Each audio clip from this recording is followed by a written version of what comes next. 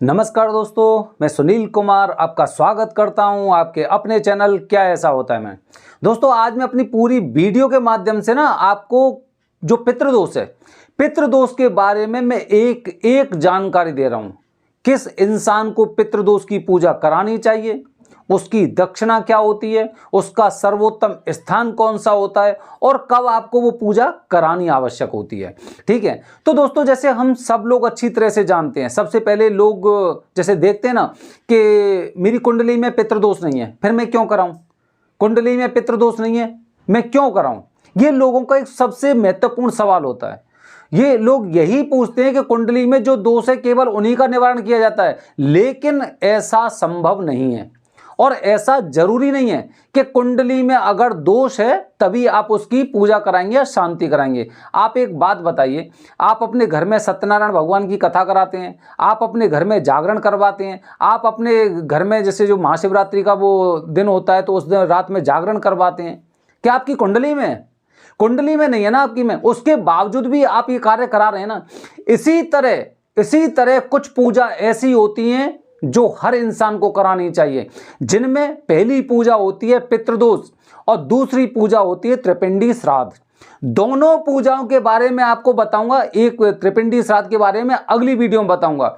इस वाली वीडियो में बता रहा हूं आपको पितृदोष की पूजा के बारे में। पितृदोष की पूजा, दोस्तों पितृदोष की पूजा हर पुरुष को करानी चाहिए, हर पुरुष को करानी चाहिए, क्योंकि जैसे बताया जाता है कि हमारे ऊपर 3 तरह के ऋण होते हैं, पितृ ऋण, देव ऋण और ऋषि ऋण। ठीक है, 3 तरह के ऋण होते हैं। तो ऐसे ही हमें हमारे जो पूर्वज हैं, पूर्वजों का हमें एक ऋण चुकाना होता है। ठीक है, इसीलिए हम ये पूजा कराते हैं। दूसरी बात ये होती है कि अपने पितरों को मोक्ष प्रदान करने के लिए, मोक्ष गति देने के लिए हमें पितृदोष की पूजा करानी चाहिए। बताया जाता है कि जैसे कि ये 21 जो पीढ़ी होती हैं, 21 पीढ़ी का मतलब 7 पीढ़ी हमारी माता जी की और 7 पीढ़ी हमारे ससुराल पक्ष की।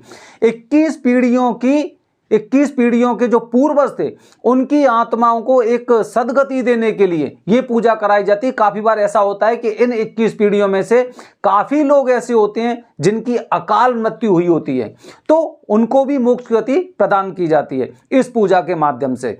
तो दोस्तों ये पूजा 3 तरह की होती है, पूरा मेरा वीडियो देखा, 3 तरह की पूजा होती है। अच्छा, इनकी वजह से हमें कौन कौन से परिणाम झेलने पड़ते हैं उससे पहले आपको यह बताने का प्रयास कर रहा हूं। दोस्तों पितृदोष की वजह से, कुंडली में पितृदोष नहीं है फिर भी हम किस तरह की समस्याओं को झेल रहे हैं।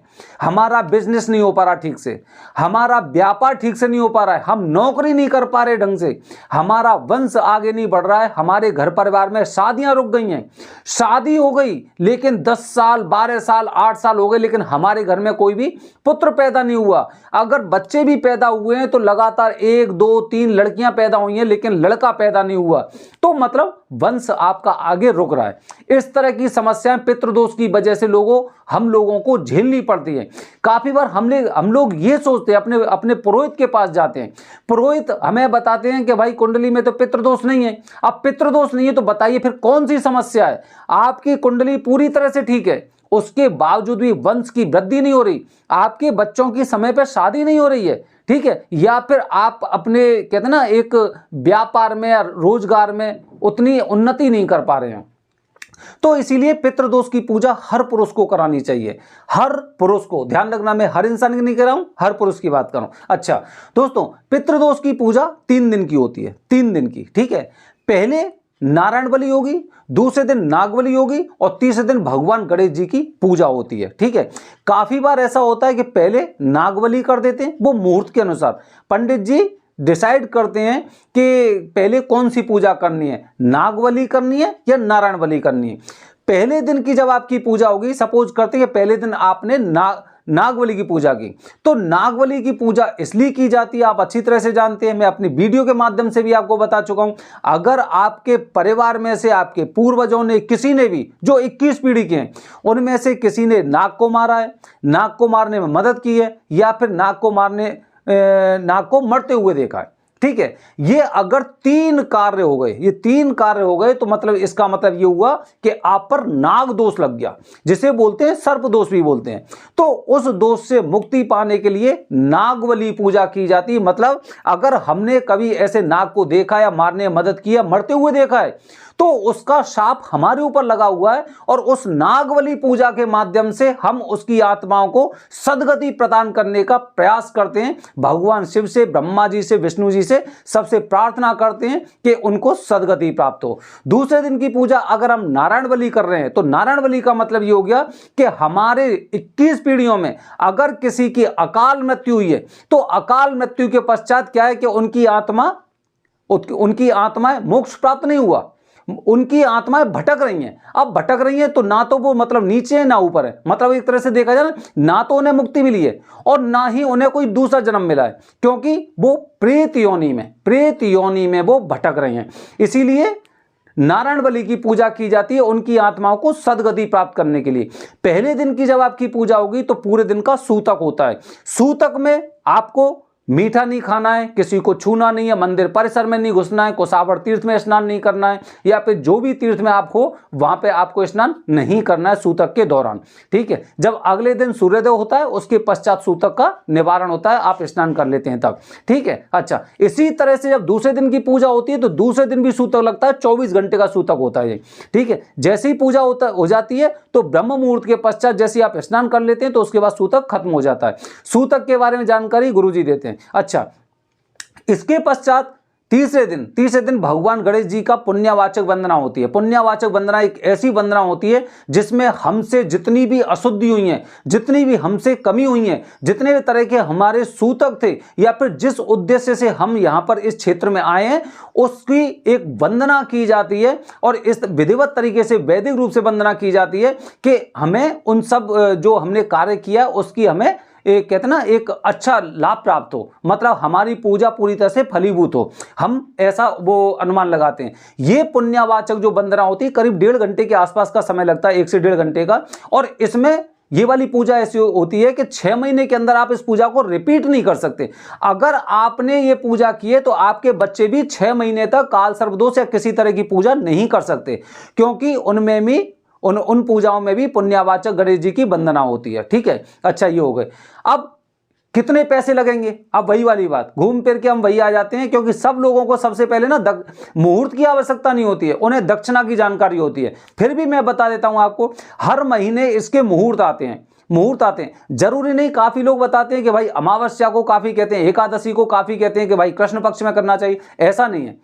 इसके मुहूर्त आते हैं हर महीने में, और हर महीने में मुहूर्त के अनुसार आप इसकी पूजा करा सकते हैं। वैसे जो सर्वोत्तम समय होता है इसका, जो पितृपक्ष आता है, जैसे श्राद्ध बोलते हैं, कनागत बोलते हैं, उस समय इनकी पूजा ज्यादा फलदायी मानी जाती है। अच्छा दोस्तों, इसके लिए जो सर्वश्रेष्ठ स्थान बताया गया है वो त्र्यंबकेश्वर बताया गया है। त्र्यंबकेश्वर में पितृदोष की पूजा सबसे ज्यादा महत्वपूर्ण मानी जाती है। अगर आपको पिंडदान करना है, पिंडदान आप गया जी कर सकते हैं, काशी में भी कर सकते हैं, हरिद्वार में कर सकते हैं, प्रयागराज में कर सकते हैं, कहीं पे भी कर सकते हैं पिंडदान। लेकिन पितृदोष की जो 3 दिन की पूजा की जो नारायण बलि, नागबलि पूजा की जो विधि होती है वो त्र्यंबकेश्वर बताया गया, क्योंकि ऐसा बताया कि यहां पे तीनों देवता साक्षात रूप से विद्यमान है, तीनों देवता, इसीलिए उन्हें त्र्यंबक बोलते हैं। और त्र्यंबक का मतलब ये हो गया कि जैसे ही हम लोग वहां पे जाते हैं तो हमारे अंदर के जितने तरह के दोष होते हैं, हमारे घर परिवार में जितने तरह के दोष होते हैं, त्र्यंबक वहां पे चुंबक की तरह उन दोषों को खींच लेते हैं। त्र्यंबक चुंबक की तरह उन दोषों को खींच लेते हैं और हमें उस पूजा का तुरंत फल मिलने लग जाता है। ठीक है, अच्छा, अब दोस्तों, अब वहां पे भी पूजा आप हर किसी से नहीं करा सकते, वहां पे भी वरदानी पंडित जी आपकी पूजा को, जो क्षेत्र बताया गया है, महाशमशान क्षेत्र या सती क्षेत्र बताया गया है, उस क्षेत्र में पूजा कराते हैं। काफी लोग वहां पर किन्हीं दूसरे पंडितों के चंगुल में फंस जाते हैं और वो इस पूजा को आश्रम में करा देते हैं, इसलिए आपको इन सब चीजों से बचना चाहिए। काफी लोग ऐसे होते हैं कि आपसे कॉन्ट्रैक्ट ले लेते हैं और 2 दिन की पूजा वो किसी अंदर वाले पंडित जी, जो वरदानी पंडित जी, उनके माध्यम से, कोई उनके चाचा ताऊ मामा वगैरह में से, उनमें से वो आपकी पूजा करा लेंगे, और जो तीसरे दिन की पूजा होगी वो अपने उस पूजा को स्वयं करा देते हैं। हमेशा पितृदोष की पूजा आपको वरदानी पंडित जी से करानी चाहिए। दूसरी बात, बेहद महत्वपूर्ण बात बता रहा हूं कि पितृदोष की पूजा हमेशा ध्यान रखना कि इस पूजा को आपको प्राइवेट कराते हैं तो ज्यादा फल मिलते हैं। उसके पीछे वजह मैं आपको बता रहा हूं क्योंकि इसमें पितरों का कार्य है, पितरों के साथ साथ नारायण भगवान की भी पूजा होती है। अब पितरों को कौन सी चीज लगानी है, किस चीज से स्नान कराना है और देवता जो नारायण भगवान होते हैं उनकी किस तरह से पूजा करनी है, दोनों पूजाएं अलग अलग होती हैं। अगर हल्का सा ग्रुप में आप पूजा कराते हैं, गुरुजी का आपके ऊपर ध्यान नहीं है, तो इधर की पूजा अगर उधर हो जाती है, जो पितरों का कार्य करना चाहिए अगर वो नारायण भगवान का कर देते हैं और नारायण भगवान के कार्य को अगर पितरों पर कर देते हैं तो वहां पे समस्या उत्पन्न होती हैं और फिर आपकी पूजा पूरी तरह से फलदायी नहीं होती और इसी कारण से लोगों को उसके अच्छे परिणाम नहीं मिलते हैं। दोस्तों, गुरुजी जो स्वयं इस पूजा को कराते हैं, जिनसे हमने पूजा कराई है, वो गुरुजी जो ग्रुप की पूजा है, ग्रुप की पूजा में जहां पे 3 दिन तक आप 2 लोगों के साथ रह सकते हैं, खा सकते हैं, केवल 4 कपड़े आपको लेके आने होते हैं अपने खुद के लिए पूजा के लिए, वो लेते हैं 8,500 रुपए। अगर अकेले में आप पूजा कराते हैं कि पंडित जी केवल आपकी पूजा कराएं, क्योंकि अकेले की पूजा सर्वोत्तम बताई गई है और जिंदगी में एक बार आप इस पूजा को कराते हैं तो उस पूजा की दक्षिणा 21,000 होती है। अब आप लोगों से ट्राई करिए, जैसे मैंने अभी काल सर्प दोष की पूजा के बारे में आपको बताया था कि वो वाले इतने ले रहे हैं और आप इतना क्यों ले रहे हैं, तो इसके बारे में भी जब आप वहां पे जाके देखेंगे तो आपको जानकारी होगी कि कौन कितना ले रहा है, कहां पूजा करा रहे हैं, क्या वही पंडित जी पूजा करा रहे हैं, पूजा करते समय कोई दूसरे पंडित जी आ जाते हैं, पूरी पूजा को विधिवत तरीके से का यही करा रहे हैं या फिर आपकी पूजा में केवल 10 मिनट के लिए आए तो उसके पश्चात कोई और पंडित जी इस पूजा को करा रहे हैं। आपके ग्रुप में कितने 30 या 40 लोग हैं या 5, 6, 7 इतने लोग हैं, ऐसी चीजें निर्भर करती हैं। तो ग्रुप की पूजा हो या प्राइवेट पूजा, 3 दिन तक रहना खाना पंडित जी की तरफ से कॉम्प्लीमेंट्री होता है, ठीक है। इसमें अगर चाहें तो आप अपने आप भी वो खाने पीने का इंतजाम कर सकते हैं, दक्षिणा पंडित जी की इतनी रहती है। तो दोस्तों, मैंने पितृदोष की पूजा के बारे में आपको ज्यादा से ज्यादा जानकारी एक सिंगल वीडियो के माध्यम से बताने का प्रयास किया है। आगे बने रहिए हमारे चैनल के साथ, मैं आपको जानकारी देने जा रहा हूं त्रिपिंडी श्राद्ध, एक ऐसी विधि कि कहते हैं ना कि छोटा बम बड़ा धमाका। बने रहिए हमारे चैनल के साथ दोस्तों। हर हर महादेव।